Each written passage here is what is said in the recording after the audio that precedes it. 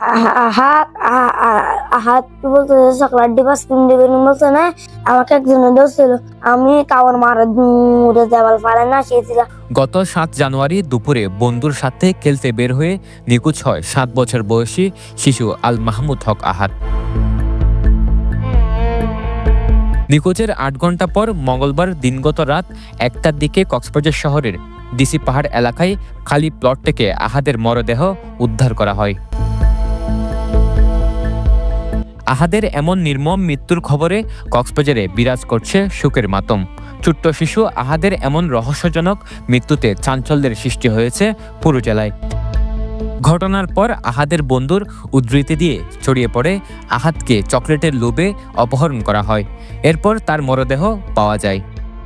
এই উদ্ধৃতির সূত্র ধরে হত্যাকাণ্ডের অনুসন্ধানে নামে পেনুয়া টিম।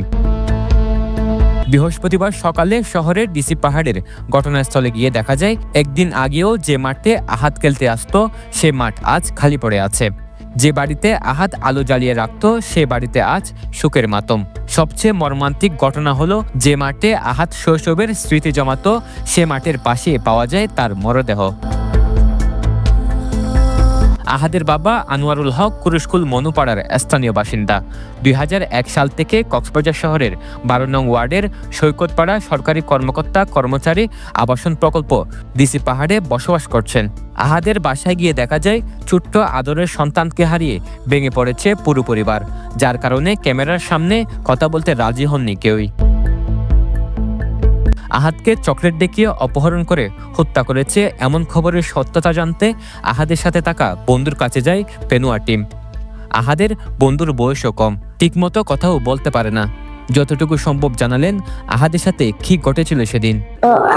তোমার নাম কি আপনার বলছে না, আমি তোমাকে এতদিন ফলো করছিলাম। আহাত কি বলতে চকলেট ডিম আইসক্রিম দিবেন বলছে না, আহাত তো হুন্ডা চালাবেন বলছে। আহাত গেছে, আমাকে একজনে ধরছিল, আমি কাউর মাছ দূরে আমাকে দৌড়াচ্ছিল, আমি দূরে ঘরের টাটা ঢুকছিলাম। একজন দুই নম্বর সাইকেল উঠছে আর কুতুলা হাঁটি হাঁটি আসছে। ও যখন আসতেছে তখন 4:30 গড়িয়ে গেছে, প্রায় 5টার দিকে। ও হাঁপাচ্ছে, আমি কই রাফসান তুমি এরকম কেন করতেছ? আমাকে কয় 1 গ্লাস পানি দাও। আমি 1 গ্লাস দিচ্ছি, আবার বলে আম্মা আমাকে আর 1 গ্লাস পানি দাও। পানি দিয়ে ও বাথরুমে গেছে, মুখ হাত দিয়ে আবার গোসল করছে, গোসল করে কাপড় পাল্টেছে। লাল বাইকে বলে 2 জন, আর 2 জন বলে হেঁটে গেছে, 2 জন বলে বাইকে। ছেলে বলতেছে আমার একজন হাতে ধরছে, আমি কামড় দিয়ে কোন রকম জোর প্রয়োগ করে আমি কি চলে আসছি। আহাদের পরিবারের দাবি, পরিকল্পিতভাবে হত্যা করা হয়েছে আহাদকে। তারা বলছেন আহাদের শরীরে আঘাতের চিহ্ন পাওয়া গেছে। আঘাত করে মেরে ফেলছে। হ্যাঁ আঘাত ছিল, এখানে কিছু আঘাত ছিল আর এখানে কিছু আঘাত ছিল, কেউ মেরে ফেলছে। এটা এখানে একটা প্লট আছে, প্লটের মধ্যে বান্ডেলের পাশে ওনাকে পাওয়া গেছে। ওর আঘাত ছিল হচ্ছে একটা মুখে এই জায়গায় একটা আঘাত আছে, আর এখানে হচ্ছে হাতে একটা আঘাত আছে, আর এখানে গলার মধ্যে আছে। এই 3টে আঘাত ছিল, আর বাকি এগুলো আঘাত ছিল না। আর ওর হাতে একটা মুষ্টি ছিল, মুষ্টির ভিতরে একটা কাঠি ছিল, গাছের টুকরা। অপহরণ করার চেষ্টা করছে, মানে কোনো টাকা পয়সা বা অন্য কোনো কিছু দিয়ে এরকম কিছু না, অন্য কোনো প্রলোভন না। আহাদের এমন মৃত্যু হৃদয় নাড়া দিয়েছে সাধারণ মানুষের। ছোট্ট শিশুর এমন নির্মম মৃত্যু মেনে নিতে পারছে না কেউই। কক্সবাজারে প্রতিনিয়ত এমন ঘটনার পেছনে আইন শৃঙ্খলা অবনতিকে দুষছেন স্থানীয়রা। তাদের দাবি, সুষ্ঠু তদন্তের মাধ্যমে অপরাধীদের দ্রুত বিচারের আওতায় আনার।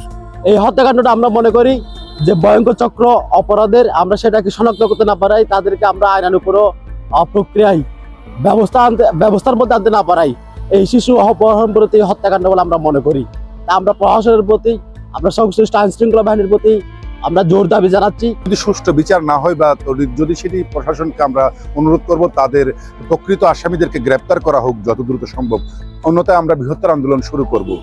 আমরা চাই এখানে কোনো শিশু যেন এরকম ঘটনার শিকার না হয়। ভিডিওটা দেখলে খুবই মায়া লাগে, এত একটা ছোট্ট শিশুকে কিভাবে মারলো, এই যারা মারছে তারা কি মানুষ নাকি অমানুষ? আইনের কাছে নিয়ে দৃষ্টান্তমূলক শাস্তি চাই আমি। আহাদের মৃত্যুর আসল রহস্য উদ্ঘাটন করে এর পেছনে জড়িতদের দ্রুত গ্রেপ্তারের দাবি সকলের। সরওয়ার সাকিব, পেনুয়া নিউজ।